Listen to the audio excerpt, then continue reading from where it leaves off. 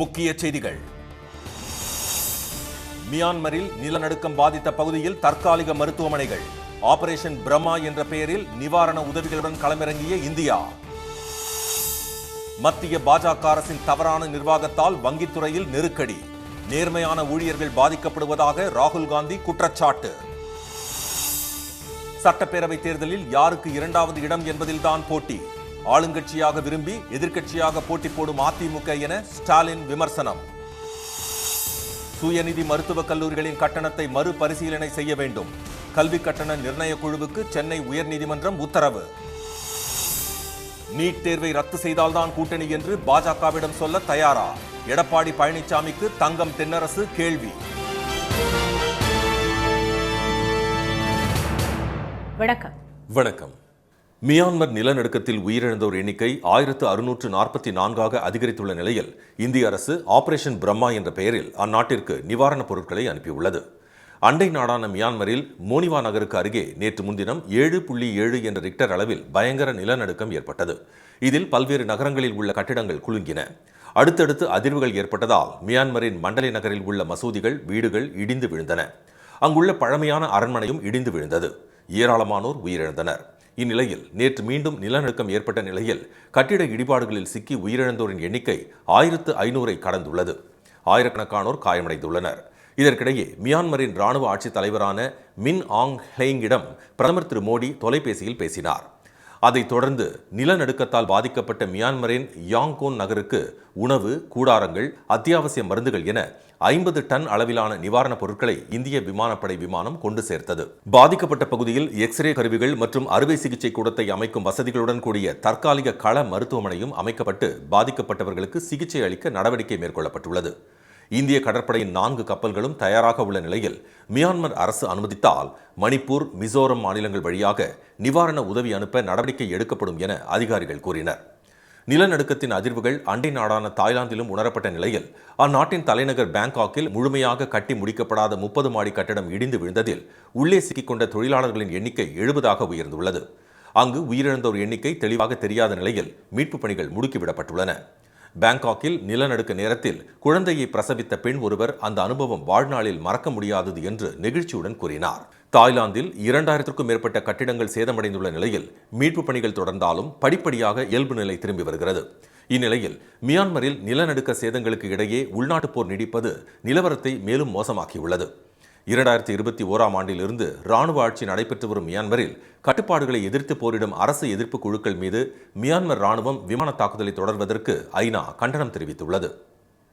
இந்திய வங்கித்துறையை பாஜக அரசு நெருக்கடிக்குள் தள்ளியிருப்பதால் வங்கி ஊழியர்கள் கடுமையாக பாதிக்கப்பட்டிருப்பதாக மக்களவை எதிர்க்கட்சித் தலைவர் திரு ராகுல் காந்தி குற்றம் சாட்டியுள்ளார். ஐசிஐசிஐ வங்கி முன்னாள் ஊழியர்கள் அவரை நாடாளுமன்ற வளாகத்தில் அண்மையில் சந்தித்து பேசினர். அப்போது வங்கித்துறையில் நடக்கும் பிரச்சனைகள் குறித்து திரு ராகுல் காந்தியிடம் அவர்கள் விரிவாக விவரித்தனர். இந்த சந்திப்பு வீடியோவை தனது எக்ஸ் தள பதிவில் பகிர்ந்துள்ள திரு ராகுல், ஐசிஐசிஐ வங்கியின் முன்னாள் ஊழியர்கள் 782 பேர் சார்பாக குழு ஒன்று தம்மை நாடாளுமன்றத்தில் சந்தித்ததாகவும், பணியிட துன்புறுத்தல், கட்டாய பணியிட மாற்றம், வாராக்கடன் வைத்தவர்களுக்கு வரைமுறையற்ற கடன் வழங்கப்பட்டதை அம்பலப்படுத்தியதற்காக பழிவாங்கப்பட்ட துயரம் என அவர்களின் கதைகள் வேதனை அளிப்பதாக கூறியுள்ளார். இதனால் 2 தற்கொலைகள் நடந்த துயரச் சம்பவமும் அரங்கேறியுள்ளதாக அவர் கூறியுள்ளார். பாஜக தனது பணக்கார நண்பர்கள் பெற்ற 16 லட்சம் கோடி ரூபாய் கடன்களை தள்ளுபடி செய்திருப்பதாக குற்றம் சாட்டியுள்ள திரு ராகுல் காந்தி, இத்தகைய செயல்பாடுகளும் பாஜக அரசின் தவறான நிர்வாகமும் தான் இந்திய வங்கித்துறையையும் அதன் ஊழியர்களையும் கடும் நெருக்கடிக்கு ஆளாக்கியுள்ளதாக விமர்சித்துள்ளார். இதனால் நேர்மையாக உழைக்கும் தொழில்முறை ஊழியர்கள் மற்றும் இளநிலை ஊழியர்கள் தலை மீது பெரும் சுமை விழுவதாகவும், இந்த துன்புறுத்தல் மிக்க சூழ்நிலையில் கடும் நெருக்கடிக்கு நடுவே பணியாற்ற வேண்டிய நிலைக்கு அவர்கள் தள்ளப்படுவதாகவும் அவர் கூறியுள்ளார். வங்கி தொழிலாளர்களுக்கு நீதி கிடைக்கவும், பணியிட துன்புறுத்தல் மற்றும் சுரண்டல்களை எதிர்த்தும் காங்கிரஸ் தொடர்ந்து போராடும் என்றும் திரு ராகுல் காந்தி தெரிவித்துள்ளார். மேலும் அநீதியால் பாதிக்கப்படும் வங்கி ஊழியர்கள் தங்கள் கதையை பகிர்ந்து கொள்ளலாம் என்றும், அதற்காக https://rahulgandhi.in/ஆவாஸ்-பாரத்-கி என்ற இணைப்பையும் திரு ராகுல் காந்தி பகிர்ந்துள்ளார்.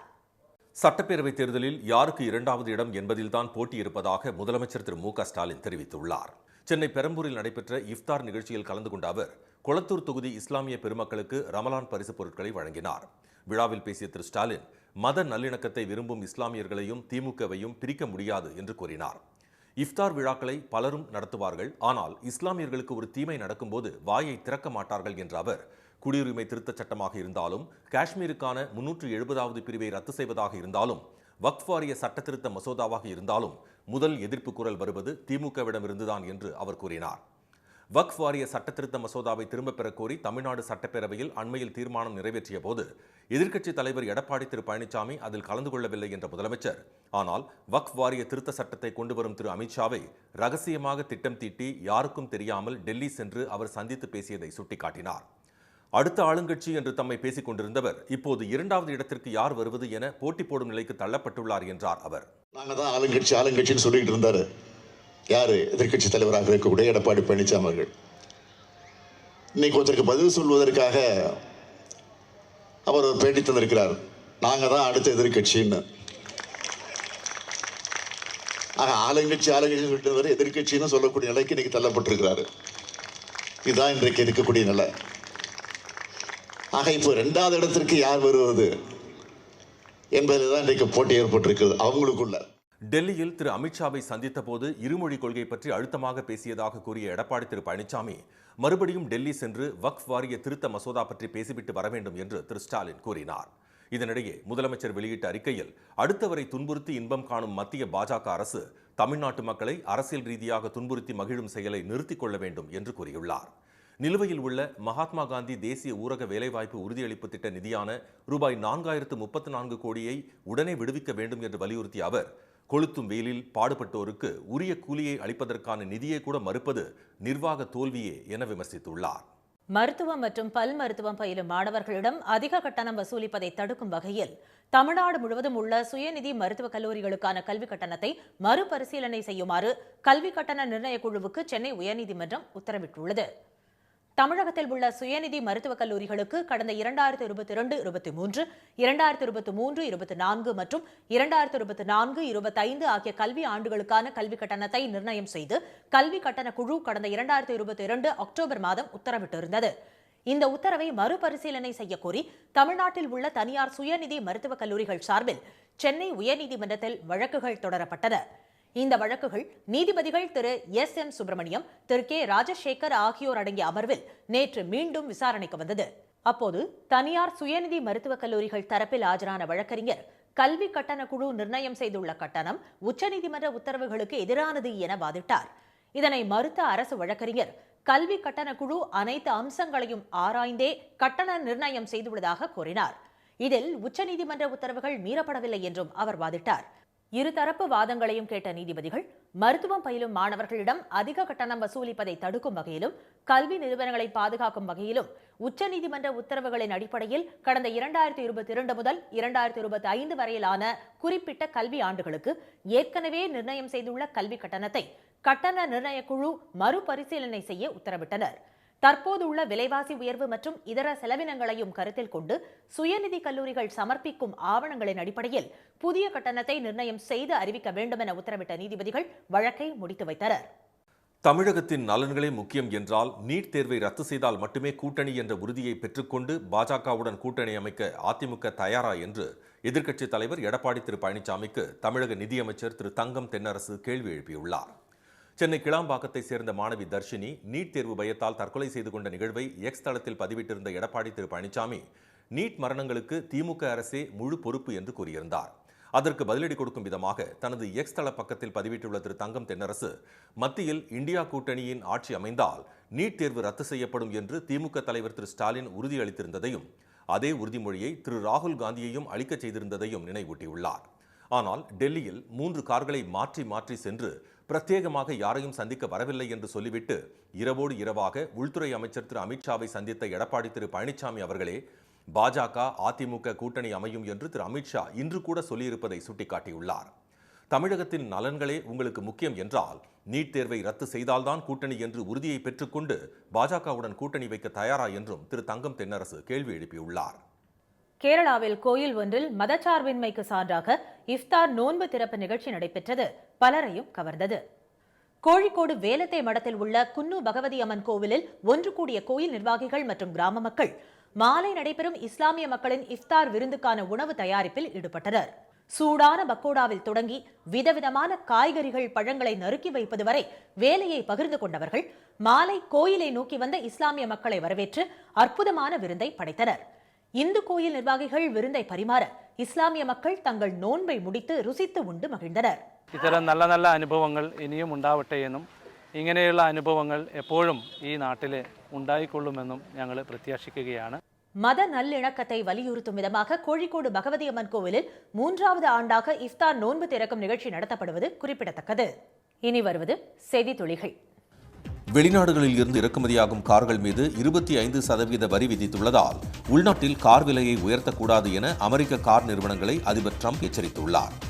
கனடா, இந்தியா, சீனா, ஐரோப்பிய நாடுகள் உள்ளிட்டவற்றிலிருந்து இறக்குமதியாகும் கார்களுக்கு 25% வரியை ட்ரம்ப் விதித்துள்ளார். வரும் 3ஆம் தேதி இது அமலுக்கு வர உள்ளது.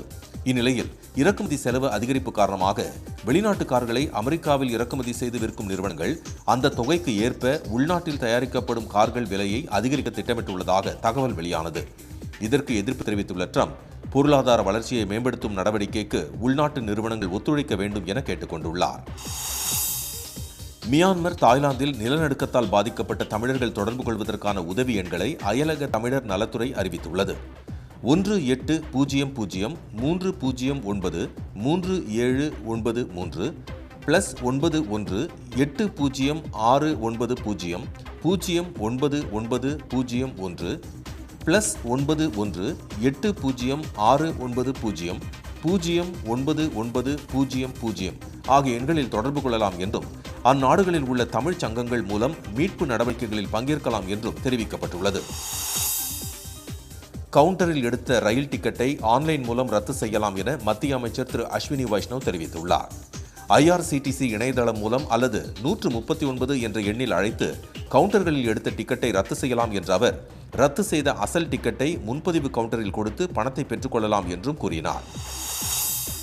சர்க்கரை விலையை கட்டுக்குள் வைக்கும் நடவடிக்கையாக சர்க்கரை ஆலைகள் ஏப்ரல் மாதம் முதல் மாதந்தோறும் 23.5 டன் அளவிற்கு மட்டுமே சர்க்கரை இருப்பு வைக்க வேண்டும் என மத்திய அரசு அறிவித்துள்ளது. சர்க்கரை இருப்பு விதிகளை மீறினால் அபராதம் விதிப்பது, ஆலைகளுக்கு அளிக்கும் சலுகைகள் ரத்து, ஏற்றுமதி அனுமதி ரத்து போன்ற நடவடிக்கைகள் எடுக்கப்படும் என்றும் அரசு எச்சரித்துள்ளது. வாட்ஸ்அப் ஸ்டேட்டஸில் பாடல்கள் வைத்துக் கொள்ளும் வகையில் புதிய அப்டேட் வெளியாகியுள்ளது. இன்ஸ்டாகிராம் போன்று வாட்ஸ்அப் ஸ்டேட்டஸிலும் பாடல்களை வைக்கும் வகையில் மெட்டா செய்துள்ள இந்த புதிய அப்டேட் பயனர்கள் மத்தியில் அதிக வரவேற்பை பெறும் என எதிர்பார்க்கப்படுகிறது. அண்மையில் ஃபேஸ்புக், இன்ஸ்டாகிராம், த்ரெட்ஸ் ஆகிய 3 சமூக வலைதளங்களையும் வாட்ஸ்அப்பில் இருந்தபடியே இயக்கும் அப்டேட் வெளியானது குறிப்பிடத்தக்கது. 10ஆம் வகுப்பு பொதுத் தேர்வில் தமிழ் கட்டாய பாடம் ஆக்கப்படுவதை உறுதி செய்ய வேண்டும் என பாமக நிறுவனர் மருத்துவர் ராமதாஸ் வலியுறுத்தியுள்ளார். அவர் விடுத்துள்ள அறிக்கையில், தமிழ் கட்டாய பாடச்சட்டம் இயற்றப்பட்டு 20 ஆண்டுகள் நிறைவடைந்தும் தமிழ் கட்டாய பாடம் என்ற கனவு இன்னும் நிறைவேற்றப்படாமல் இருப்பது முறையல்ல என கூறியுள்ளார். எனவே உச்சநீதிமன்றத்தில் நிலுவையில் உள்ள வழக்குகளை விரைவுபடுத்தி அடுத்த ஆண்டிலாவது 10ஆம் வகுப்பு பொதுத் தேர்வில் தமிழ் கட்டாய பாடம் ஆக்கப்படுவதை தமிழக அரசு உறுதி செய்ய வேண்டும் என திரு ராமதாஸ் வலியுறுத்தியுள்ளார். புனித வெள்ளி அன்று மதுக்கடைகளை மூட வலியுறுத்தி திருச்செந்தூர் அருகே மீனவ கிராம மக்கள் உண்ணாவிரத போராட்டம் நடத்தினர். வீரபாண்டியப்பட்டினத்தில் நடைபெற்ற போராட்டத்தில் ஈடுபட்டவர்கள் வள்ளலார் பிறந்த தினம், மிலாடி நபி போன்ற நாட்களில் மதுக்கடைகளை அடைப்பது போல் புனித வெள்ளி நாளையும் சேர்த்துக் கொள்ள வேண்டும் என்று வலியுறுத்தினர். உலக இட்லி தினத்தை முன்னிட்டு 100 மகளிர் 100 விதமான சட்னிகளை 60 வினாடிகளில் செய்து அசத்தினர். சென்னை மாதவரத்தில் நடைபெற்ற நிகழ்ச்சியில் மிக்சி மற்றும் சட்னி தயாரிக்கும் பொருட்களுடன் தயாராக இருந்த பெண்கள் விசில் அடித்தவுடன் சூறாவளி போல் சட்னிகளை தயாரித்தனர்.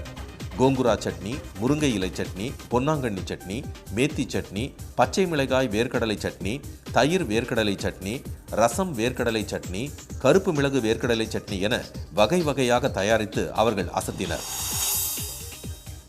பரந்தூர் விமான நிலைய திட்டத்தை எதிர்த்து 12வது முறையாக கிராம சபை கூட்டத்தில் தீர்மானம் நிறைவேற்றப்பட்டுள்ளது. உலக தண்ணீர் தினத்தை முன்னிட்டு ஏகனாபுரத்தில் நடைபெற்ற கிராம சபை கூட்டத்தில் பங்கேற்றவர்கள் நீர்நிலைகள் அதிகம் உள்ள பரந்தூர் சுற்றுவட்டார பகுதிகளில் விவசாயத்தை பாதிக்கும் வகையில் விமான நிலையம் அமைக்கக்கூடாது என வலியுறுத்தினர். தமிழகத்தின் 11 மாவட்டங்களில் வெயில் சதமடித்த நிலையில் தென் மாவட்டங்களில் நாளை மழைக்கு வாய்ப்பிருப்பதாக சென்னை வானிலை ஆய்வு மையம் தெரிவித்துள்ளது. கோடை வெயிலின் உக்கிரம் நாளுக்கு நாள் அதிகரிக்க தொடங்கியுள்ள நிலையில் மதுரை, சேலம், கரூர், பரமத்தி, திருச்சி, திருத்தணி, வேலூர், ஈரோடு, தருமபுரி, சென்னை, கோவை நகரங்களில் நேற்று வெயில் 100 டிகிரியை தாண்டியது. அதிகபட்சமாக மதுரை விமான நிலைய பகுதியில் 104 டிகிரி ஃபாரன்ஹீட் அதாவது 40 டிகிரி செல்சியஸ் வெப்பம் பதிவானது. சேலத்தில் 39.8, ஈரோடு மற்றும் மதுரையில் 39.6, சென்னையில் 39.2 டிகிரி செல்சியஸ் வெப்பம் பதிவானது. இந்நிலையில் தென் தமிழகத்தில் ஓரிரு இடங்களில் நாளை இடி மின்னலுடன் லேசானது முதல் மிதமான மழை பெய்யக்கூடும் என வானிலை மையம் கணித்துள்ளது. சென்னையில் வானம் ஓரளவு மேகமூட்டத்துடன் காணப்படும். அதிகபட்ச வெப்பநிலை 100 டிகிரி ஃபாரன்ஹீட்டை தொடும். மீண்டும் முக்கிய செய்திகள். மியான்மர் நிலநடுக்கத்தில் உயிரிழந்தோர் எண்ணிக்கை 1644ஆக அதிகரித்துள்ள நிலையில் இந்திய அரசு ஆபரேஷன் பிரம்மா என்ற பெயரில் அந்நாட்டிற்கு நிவாரணப் பொருட்களை அனுப்பியுள்ளது. இந்திய வங்கித்துறையை பாஜக அரசு நெருக்கடிக்குள் தள்ளி இருப்பதால் வங்கி ஊழியர்கள் கடுமையாக பாதிக்கப்பட்டிருப்பதாக ராகுல் காந்தி குற்றம் சாட்டியுள்ளார். சட்டப்பேரவையில் தேர்தலில் யாருக்கு 2வது இடம் என்பதில்தான் போட்டி இருப்பதாக முதலமைச்சர் ஸ்டாலின் தெரிவித்துள்ளார். இத்துடன் இந்த செய்திகள் நிறைவடைந்தன. மீண்டும் சன் டிவியில் செய்திகள் மாலை 6 மணிக்கு. செய்திகளை உடனுக்குடன் தெரிந்து கொள்ள QR கோடை ஸ்கேன் செய்து சன் நியூஸ் வாட்ஸ்அப் சேனலில் இணைந்திருங்கள். வணக்கம். வணக்கம். உடனுக்குடன் செய்திகளை தெரிந்து கொள்ள சன் நியூஸ் பெல் ஐகானை கிளிக் பண்ணுங்க.